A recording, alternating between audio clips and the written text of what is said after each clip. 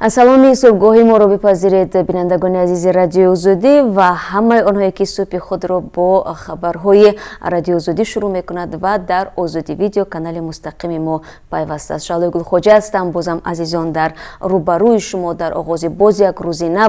امروز شنبه است 23 اکتبر و سپاس میگویم که این لحظه ها بینندگان عزیز با ما هستید. خوب، چون همیشه شروع میکنم از باد و هوا، ولی نخست میگویم که حالا در پراگ ساعت 7 است و در دوشنبه 3 ساعت دیرتر یعنی ساعت 10 و هوای ما در پراگ امروز به قول خطرناک است. هواشناسان هشدار دادند که بعد ظهر امروز در جمهوری چک باران و تندبادی سخت می شود و احتمال چپه شدن درختان و ماشین ها وجود دارد. حرارت هوا باشد تا 10 درجه گرمی پایین می فراید. امید می بندیم که به هر حال بخیر باشد و باد و هوا به صحبت ما و شما دوستان عزیز خلل نرساند. در مسکو پایتخت روسیه نیز امروز هوا بارانی پیشگویی شده است. حرارت هوا همگی 6 درجه گرم خواهد بود. از این رو مهاجران عزیز که در مسکو هستید چتر را با خود داشته باشید. اما به فرق از دو کشوری که نامبر کردم، هوای امروز دوشنبه ظاهرا گرم و آفتابی خواهد بود، زیرا در پایتخت تاجیکستان حرارت هوا در دوام روز 23 درجه پیش بینی می شود. خب، از باد و هوا گفتیم و رو میاریم به خبرهایی که حالا من در دست دارم و من شروع میکنم از خبری وعدگی که دیروز برای شما من وعده داده بودم که تفصیلاتش را حتما خواهم گفت. منظورم درباره هلاکت مهاجران تاجیک در روسیه است.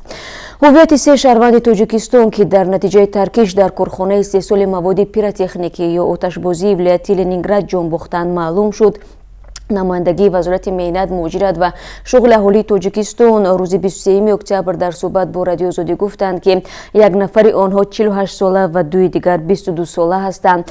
ابراهیم احمدی سخنگوی نمایندگی وزارت مهنت و مهاجرت تاجیکستان در روسیه گفت تشخیص معلوم کرد که آنها رسولوف اهلیدین اکرم جانویچ ساکن شهر وحدت، اکملزاده آسیم جان جمعه زاده نویه سنگوار یعنی طویلدره سابق و محمد علیف کامل جان رحمانویچ ساکن شهر سربند هستند.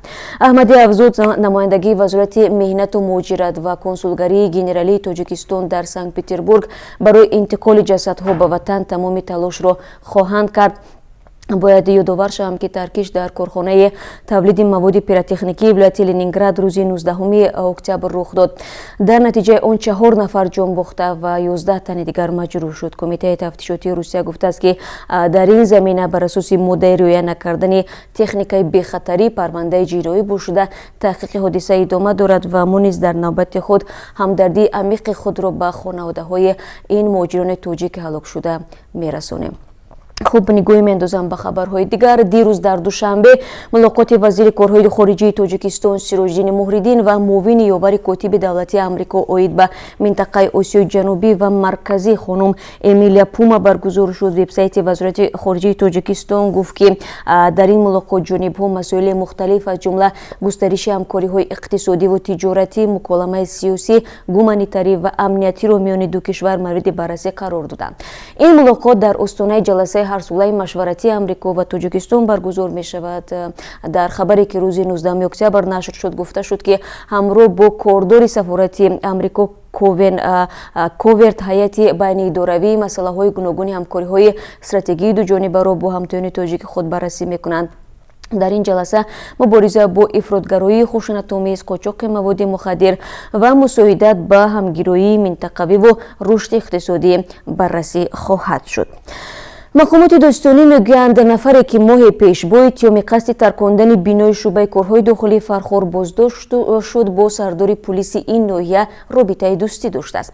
اول ماه سپتامبر مقامات بردین شراف‌الدین ساکن 38 ساله دهه گلشن ناحیه فرخار را بازداشت کرده گفتند که این شخص با گمان آمادگی به ترکاندن بینای شکیده در روز 9 سپتامبر بازداشت شده است.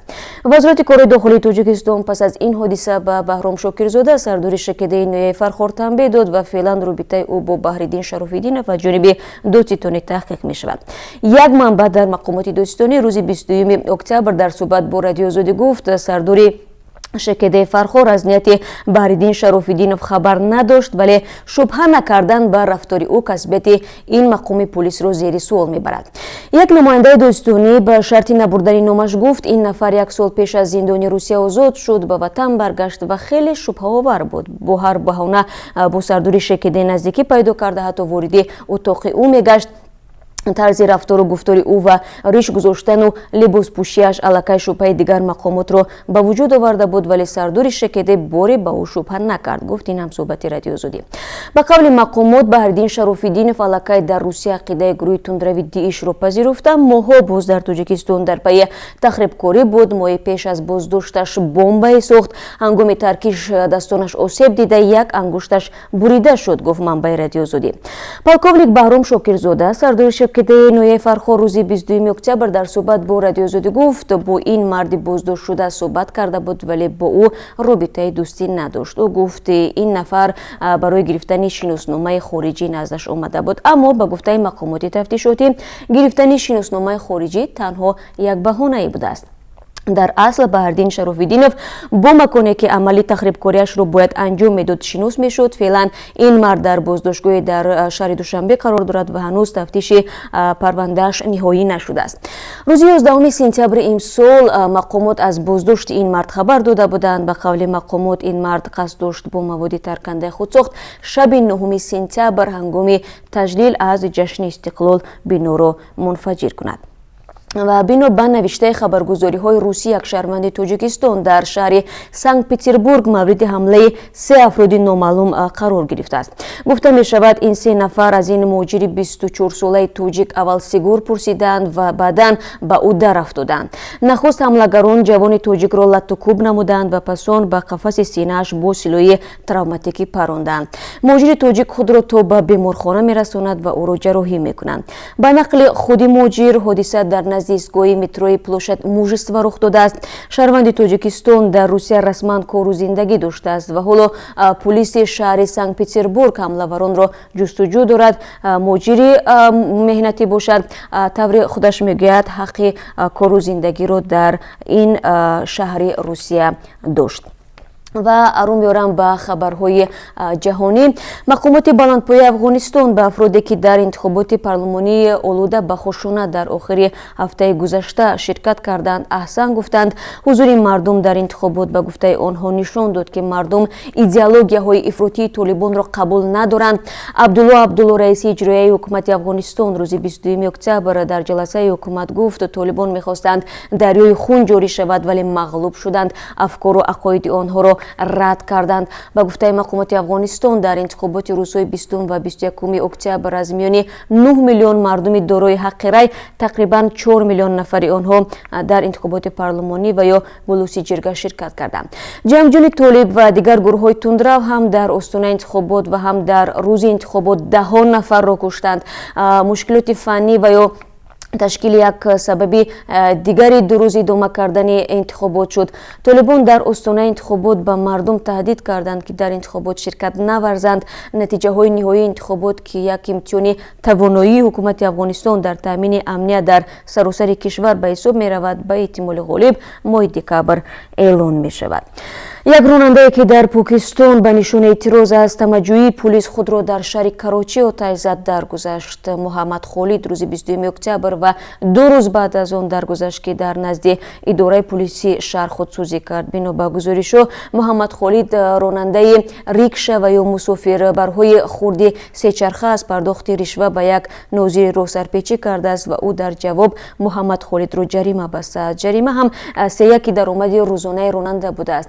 баъди ин ҳодиса Амир Аҳмад Шайх, сардори раёсати пулиси Карочи, ба оёдати ронанда ба шифохона рафта ва нозири роҳро ҳам то замони анҷоми таҳқиқи амалкардиҳо муваққатан барканор кардааст. ӯ ҳамчунин дастур додааст ки дигар ронандагони рикшаҳоро ҷаримаҳои бузург набанданд.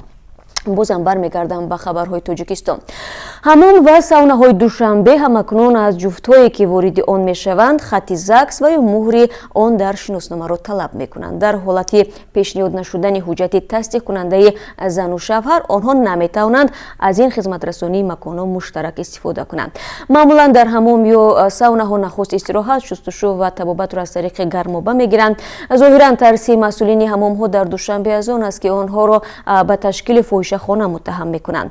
чун дар гузашта мақомот гуфта буданд соҳибони бархи саунаҳо барои алоқаи ҷинсии ҷуфту шароит фароҳам мекарданд ки аз рӯи қонунгузории Тоҷикистон ин амол ташкили фоҳишахона ҳисоб меёбад. дар пай афзоиши назорат аз болои танфурӯшон ва рейдҳои пулис дар солҳои ахир дар Тоҷикистон соҳибони ҳамомҳо ҳам дастур гирифтанд ки кори худро ҷиддӣ ба роҳ монда ҳузури онҳоро дар ин маконҳо назорат кунанд.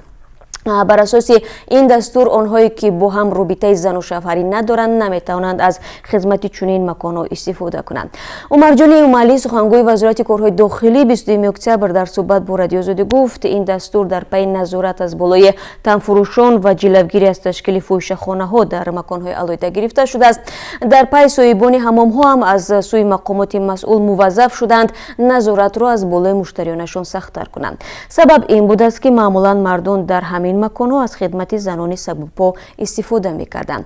ҳамин тавр дар баробари ҳамомҳо, меҳмонхонаҳо ҳам ин талаботро ҷорӣ карданд. сахттар шудани назорат аз фаъолияти кори ҳамом ё саунаҳо дар Душанбе дар ҳолест ки ҳанӯз 3 соли пеш кормандони вазорати корҳои дохилӣ дар як амалиёти вижа дар ноҳияи Ваҳдат дар як осоишгоҳ фоҳишахонаро кашф карданд. мақомот гуфтанд як сокин ин ноҳия Маҳмадрасул Солеҳовро боздошт карданд ки дар истироҳатгоҳи Самик фоҳишахонаро созмон додааст. бар асоси омори расмии вазорати корҳои дохилӣ танҳо дар соли гузашта яъне дар соли 2017 дар Тоҷикистон 716 ҷинояти ахлоқӣ сабт шудааст ки 80% онҳо аз тарафи афроди аз 18 то 30 сола содир шудааст. ҳамчунин дар як сол фаъолияти 288 фоҳишахона ошкор шудааст ки 100 адади он дар Душанбе будааст. Рамазон Раҳимзода вазири умури дохилии Тоҷикистон ҳам дар нишасти хабарӣ гуфт дар ниҳоди таҳти раҳбарии ӯ то кунун ҳудуди 2000 зан бо ҷурми ҷиноятҳои ахлоқӣ ё танфурӯшӣ сабт шуданд. пас аз интиқоди президенти Эмомали Раҳмон аз дағалгуфтории мардон ва таъкидаш барои ҷалби занон ба кор, Бонкҳои Тоҷикистон яке пайи дигар ба ҷустуҷӯи занони коргар пардохтанд. Эмомали Раҳмон президенти Тоҷикистон ҳафтаи гузашта ҳангоми мулоқот бо соҳибкорон дар Душанбе аз сифати хидматрасонии бонкҳо дар Тоҷикистон интиқод кард. ӯ ба раҳбарони бонкҳои кишвар ки дар миёнаи толор рост ва бо сари хам истода буданд таъкид кард бештар бонувонро ба кор бигиранд. аммо иқтисоддонҳо мегӯянд ки асосии интихоби коргар дар бонкҳо бояд ҳирфаӣ будани онҳо бошад, на ҷинс. бонки давлатии амонатбонк ки яке аз бонкҳои бузурги кишвар ба шумор меравад, танҳо дар соли равон шумораи занони коргарро дар марказҳои хидматрасонӣ 30% бештар кардааст. Сайфулло Салимов, масъули робита бо ҷомеаи Амонатбонк, дар суҳбат бо Радио Озодӣ гуфт, Амонатбонк дар тамоми қаламравии кишвар 545 маркази хидматрасонӣ дорад ки 29% кормандони ин марказҳо занонанд. дар ҳамин ҳол дар баъзе аз дигар ташкилоту муассисаҳои молӣ мегӯянд онҳо ҳавасманди ҷалби коргарон аз ҳисоби занон ҳастанд, аммо ба камбуди мутахассисони зан дар соҳаи бонкдорӣ ва молия дучор мешаванд. Саодат Ғиёсова барои мисол ки масъули идораи кор бо кадрҳои Имон Интернешнл, яке аз созмонҳои қарзии пешдоз дар бозори Тоҷикистон, мегӯяд 38% кули коргарони ташкилот занон ҳастанд ва дар баъзе аз филиалҳо шумораи занон аз 50% бештар будааст. Президенти Эмомали Раҳмон дар суханронияш дар робита ба кори бонкҳо гуфт, бархе аз мардон дар хазинаҳои бонкҳо кор карда садҳо ҳазор сомониро ба яғмо бурданд. Саодат Ғиёсова дар робита ба ин ишораи президент гуфт, воқеан дар урфият мегӯянд занон дар иҷрои вазифаҳо ва нигоҳ доштани амонатҳо содиқтаранд аз мардҳо ва аммо Масъуд Собиров, иқтисоддони тоҷик ва раиси пешини ҳизби Демократии Тоҷикистон мегӯяд, ягона меъёри интихоб дар бонкҳо бояд ҳирфаӣ будани корманд бошад, на ин ки ҷинси коргар. Собиров бо ишора ба буҳронӣ шудани вазъи чанде аз бонкҳо гуфт, маҳз мудирияти нодуруст бонкҳоро ба ин вазъ расондааст. ва як хабари варзишӣ ҳам дорам. Дастаҳои Истиқлоли Душанбе ва Регар Тадази Турсунзода ба финали ҷоми Тоҷикистон ки рӯзи шанбе 27 октябр дар варзишгоҳи марказии шаҳри وحدت برگزار می شود راه یافتند. استقلال در بازی جوابی نیمه نهایی جام تاجیکستان که روز یکشنبه 21 اکتبر در ورزشگاه مرکزی جمهوری برپا گردید از تیم لیگ یکم دوشنبه 83 دوشنبه با حساب 2-3 مغلوب شد. بازی اولین نیمه نهایی با پیروزی استقلال با حساب 3-1 خاتمه یافته بود. از روی نتیجه گیری دو بازی با در نظر داشت تناسبی بهتری توپ استقلال به فینال جام تاجیکستان برآمد. در بازی دیگر نیمه نهایی جام تاجیکستان رگارد تدازی ترسونزاده در مهمانی خوجند شهر خوجند را با حساب 2-1 مغلوب کرد. دو گلی در مهمانی زده رگارد تداز با فوتبال بازان شهر ترسونزاده امکان داد که به حق شرکت در بازی نهایی دست یابند. به این ترتیب در بازی نهایی جام تاجیکستان که 27 اکتبر در ورزشگاه مرکزی شهر وحدت دایر می‌گردد استقلال و رگارد تداز رقابت می‌کنند.